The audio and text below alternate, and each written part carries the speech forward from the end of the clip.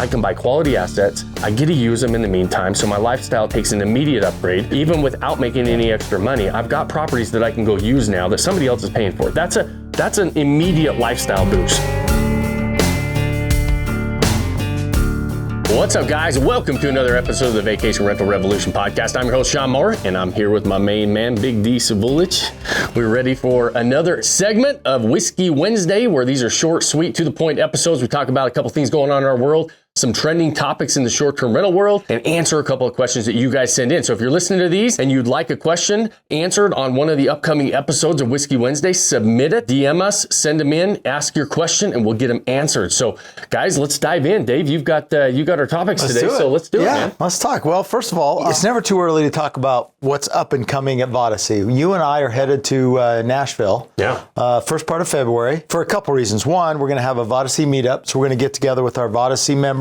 Those that are in the area, 2, 3, 4 hours away, we'll come in, we'll have a social event, get a chance to spend some time with you. But also, we're going to the STRR Wealth Conference. So tell us a little bit about those couple days and kind of promote that to the group. Some fellow trainers in the short-term rental space, Bill Faith and Michael Sjogren, really good guys. They put on the STRR Wealth Conference out of Nashville, and they've been doing it for a few years now. It just continues to grow. And we're excited to be a part of that this year. They're bringing us in to host one of the workshops for people, investors coming in, building these portfolios. And so I'm going to be on stage with Bill and really diving into the details of building a portfolio, and a really great event that these guys really, and I've watched it grow over the years. This is the first time I've actually been a part of it and being able to contribute to it. But just from the sidelines, watching what these guys have done from just ultimately a small conference in the beginning and to what it's grown into today is pretty impressive. Yeah. And so a really great place to go network, rub shoulders with other people in the game. All different aspects are covered of short-term rentals.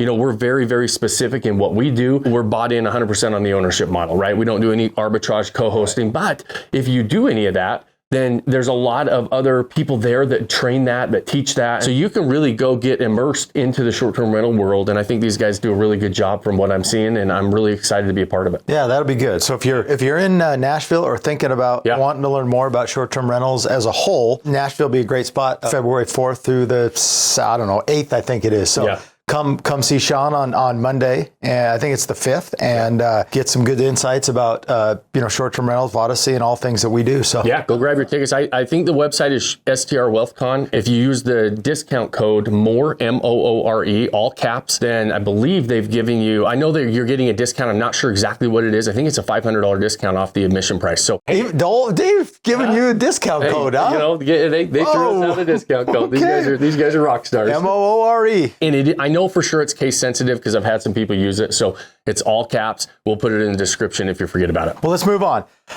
Another topic, kind of a trending topic that's come up recently is short-term rentals versus long-term rentals. Yeah. And that's something that always comes up. We've talked about it before. We get a lot of members who come to us and say, I want to get in the short-term rental game. I've done long-term rentals. I've done other real estate investments, things like that. It's super challenging from a long-term perspective. I would love to be able to dive into short-term rentals for various, reasons. What's your thought on making that change or moving from a long-term over to a short-term type of investment? Yeah. So one, I'll say it. I've said it many times before. I'll say it many times after this. I love real estate in general, right? I love investing in tangible assets that we can build wealth, passive income.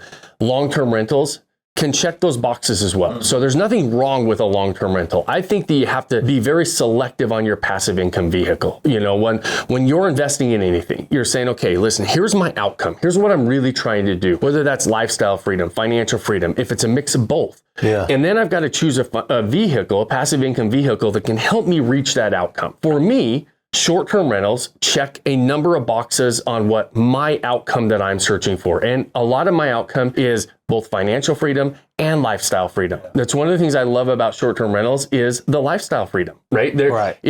I get a really automatic increase in my lifestyle when I own a lake house, a beach house, a mountain house, all these different types of properties that we can go visit with our friends and family, right? And so aside from the investment potential, long-term rentals don't check that box for me, right? So I've owned long-term rentals. And for most people, that's one of the allure to coming to the short-term side of things. Exactly. Yep. So the personal use for me is big, right?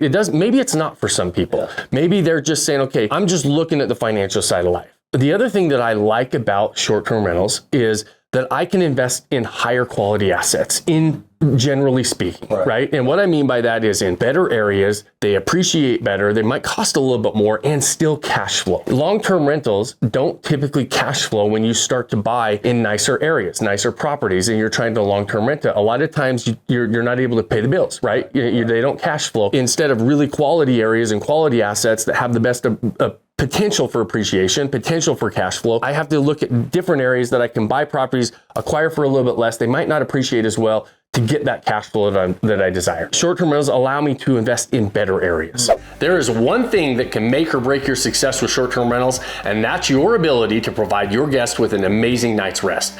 We all know how crucial a good night's sleep is for our guests, and that perfect night's sleep completely depends on your choice of mattresses. While that sounds simple, it can be an overwhelming decision to select the correct mattress for your vacation rentals. Well, I've got some fantastic news for you. We're taking all of the guesswork out of selecting the perfect mattress system. We've been testing and perfecting the perfect mattress program for over 2 years, and we've partnered with one of the top mattress manufacturers to bring you the customized VVY Sleep System. The best part is we've secured an exclusive deal that gives you a fantastic 55% off these amazing custom mattresses.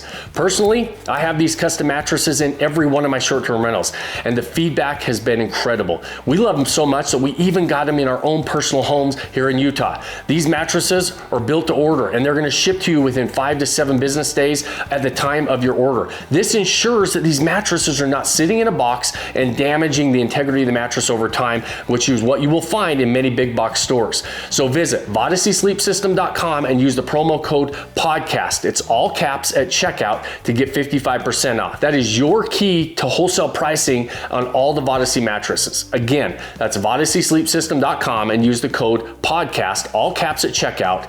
And the VVY Sleep System, you guys, was built to help you elevate your short-term rental guest experience, which is going to result in more money in your pocket. It combines unmatched comfort, personalized perfection, and top-notch quality at ridiculously low prices. The deal is perfect for elevating the sleep experience for all of your guests in your short-term rentals, as well as for the sleep for you and your family at home. So head over to VVYSleepSystem.com, use the promo code PODCAST, all caps, to order yours today. Cheers, my friends. If you could cash flow some of these areas that we buy short-term rentals as a long-term rental, we probably would do it, because the benefit of a long-term rental is, depending on how you set up management, if you're managing any of these assets on your own, they can be a pain in the butt. So let's assume you have management in place. Let's assume that's kind of taken care of for you, right? Long-term rentals, you're really you're investing based on, okay, here's the, like every asset class, here's my acquisition price, here's the revenue that I can expect to generate. The revenue on long-term rentals is fairly constant. It doesn't jump up and down too much. The market is going to have a market rent for a 3-bed, 2-bath in any area, and it's not going to vary too much based on the asset itself and what you're going to do for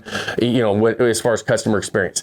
That can be a good thing because it's easy, right? It's a little bit easier, set it, forget it. It's fairly predictable, and you're just going to have this 3 to 5% rent increases over time, and it can be, that can work for you, right? So there's a benefit to that. I like the fact that short-term rentals aren't that way.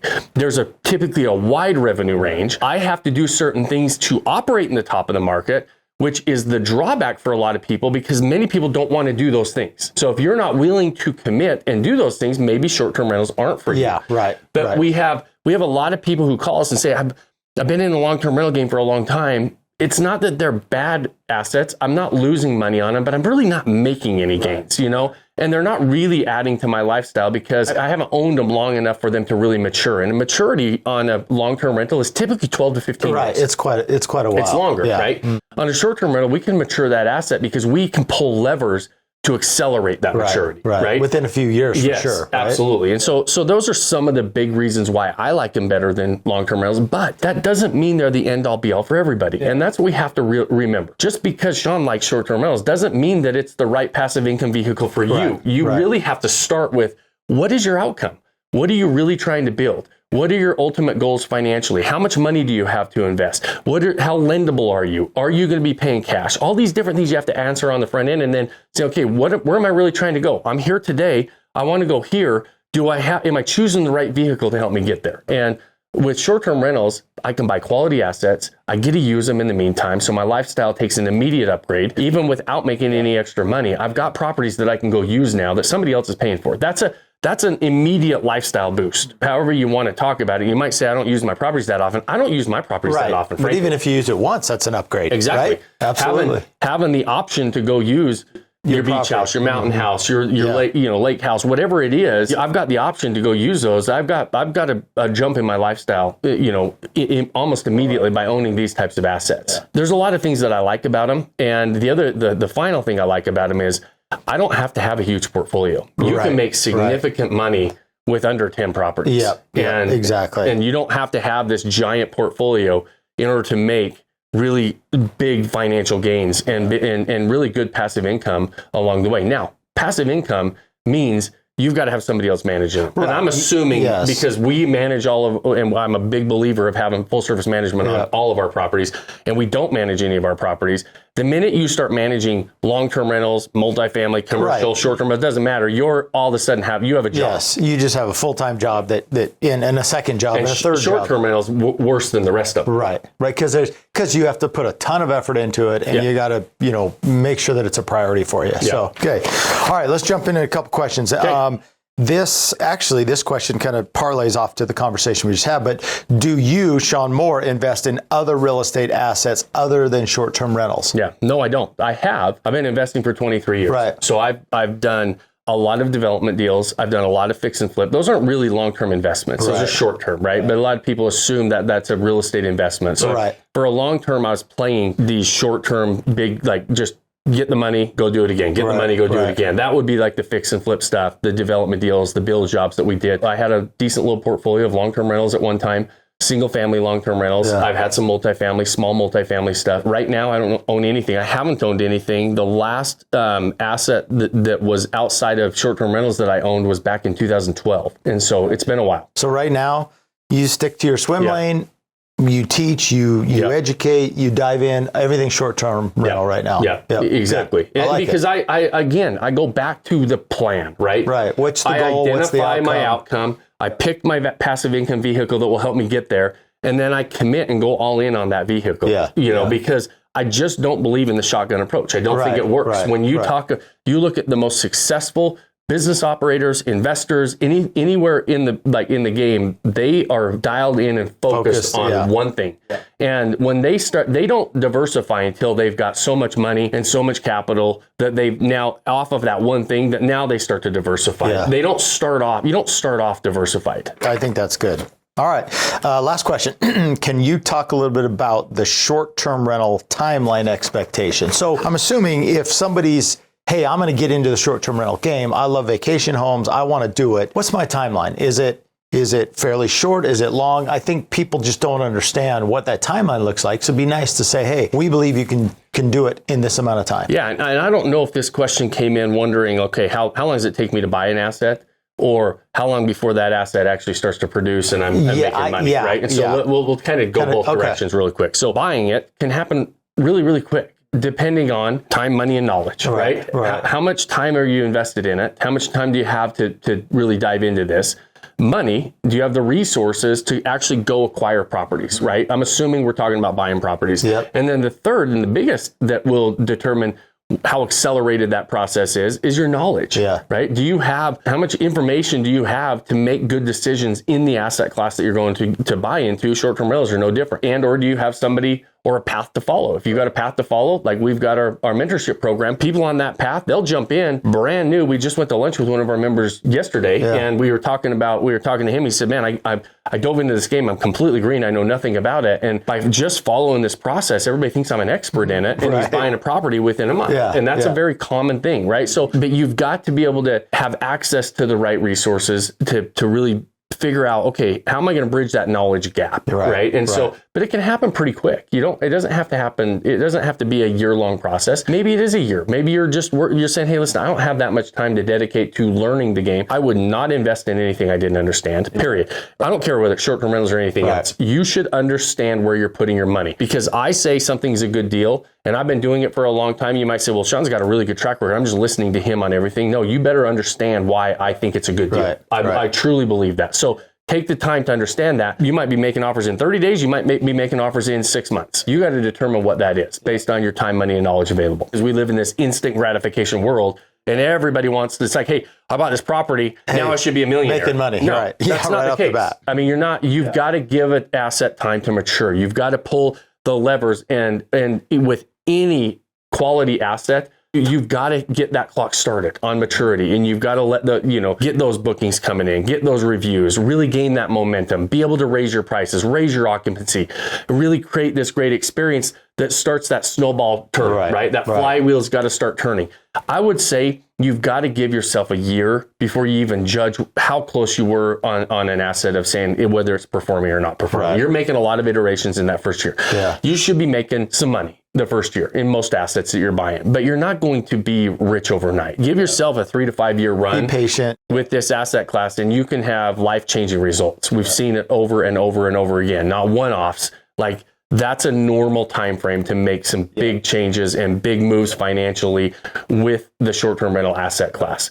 But you're not going to buy one asset for the most part and be, a millionaire overnight. Do people do it? Sure. Do you hear stories on Instagram? Yeah. How many of them are really true? Who knows? But I mean, we know that some people do it, but that's like lightning in a bottle, right? Well, I love that you say that, because I love setting the expectation for people. And I know on social media, and when you're out there and you listen to people and some of the other guys that, that we compete against, I like to set the expectation. I appreciate you doing that, because guys, it's going to take you some time.